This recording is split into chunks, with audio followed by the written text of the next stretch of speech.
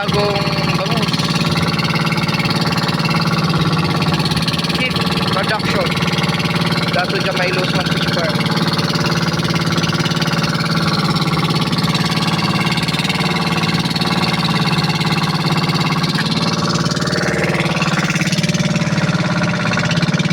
Coaching na kami sa Lanang Bridge.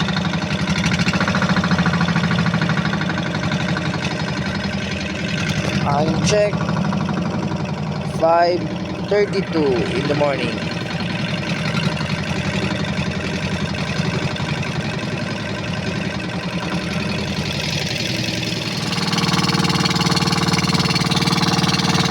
Mga kasama natin, mga Tugalha brothers.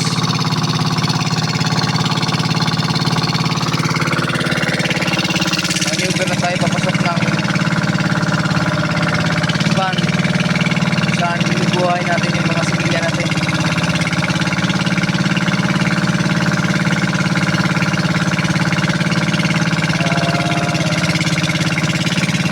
Hindi natin yung mga safety precautions kasi hindi masyadong mataas ang level ng tubig ngayon sa umaga kasi ang high tide, ang pinakamataas na tide is gabi. Ganda ng tanawin, kalma ang tubig, and malamig ang panahon. Siyempre kasi dito na tayo sa pond ni Tatay Fernando. Tag!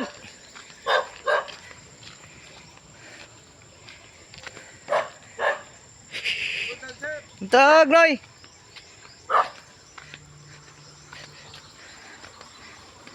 Gamay yung tubig.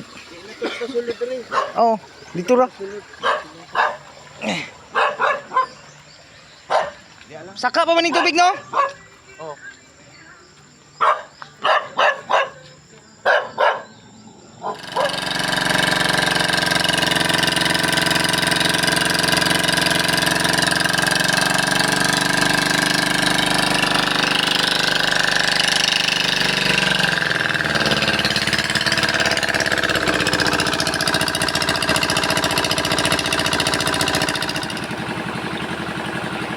Wala ka bangin eh?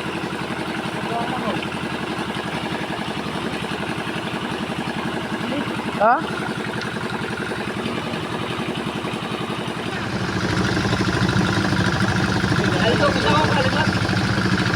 Balik na sa kondisyon yung bangus natin. Kanina while loading tayo, medyo tagilid yung kuan kasi mababa masyadong tubig. And then mabilis yung baba din ng tubig, low tide. So ngayon dito na tayo sa dagat, medyo naka-recover na yung bangus, medyo nagbalik na siya sa green. Kanina matamlay sila kanina, kaya yung pagloading namin puspusan, mabilisan at maramihan agad yung nasa plastic na supot para dire-diretso yung kuan, hindi pa balik-balik yung paggagayad natin. Pagod dito mga tropa natin. Salamat at naka-recover yung isda natin. Ito talaga delikado pag low tide mag-harvest. Medyo kuan, pray lang natin na mababa ang mortality. Punta na tayong cage para doon naman mag-stocking sa fish cage natin.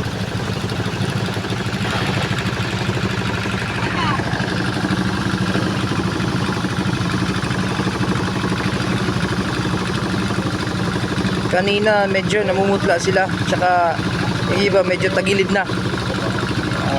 Yung palabas na tayo sa pond, andito na tayo sa dagat, medyo nag-grupo na sila, nag-schooling na sila.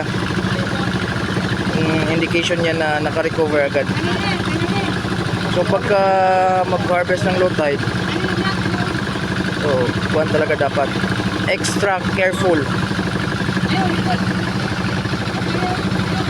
Kasi nakatry kami mag-harvest ng 5,000 low tide kasi sobra yun sa nung nakaraang harvest.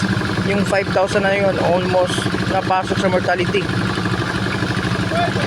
Ayaw naming maulit yung ganong pangyayari, kaya nag-iingat talaga.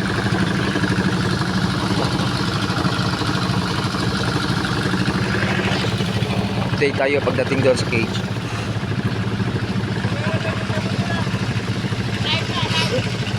Ang tuwalya murag kubrika makadako. Doy kayong tawo sige pa ang kwan. Limas kay kusog kay agas ang kwan. Murag fish pandong. Main gate. Ang tubod murag main gate.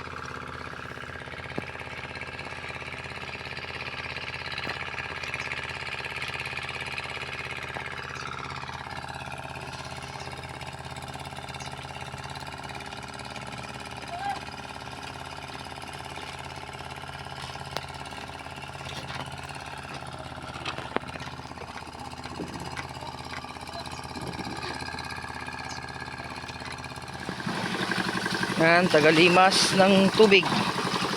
Tagasimot ng tubig. Ay taga-harvest sa loob ng pitoya. Taga-buhos. May taga-counting.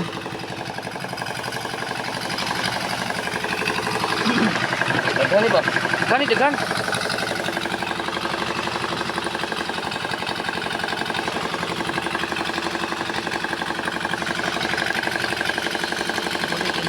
Basa mo lukso, murag naka-recover na basa ng lukso. Mas maayo nang manglukso kay naka-recover kaysa karang dali ra madakpan.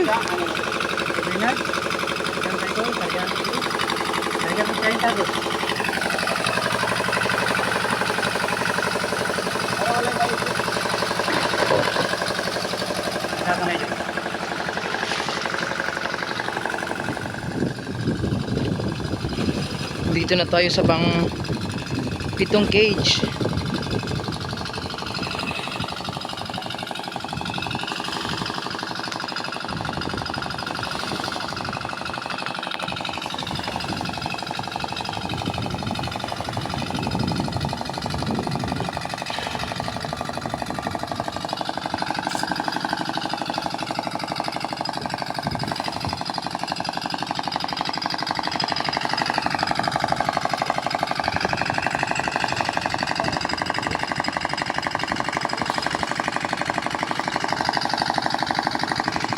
Dagan pa no?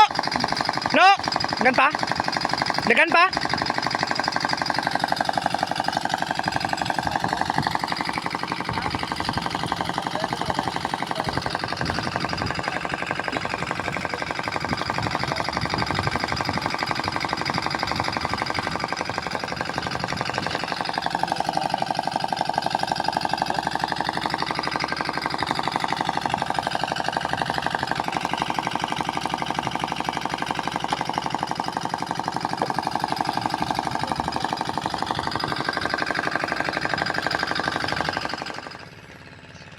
Ito na, stock na tayo na fingerlings. Nasa 8.5 ito, isang butas. 10 by 10 by 6.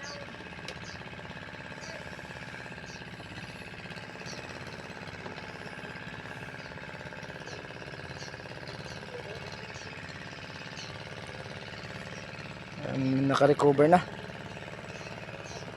Gahanap na ng pagkain.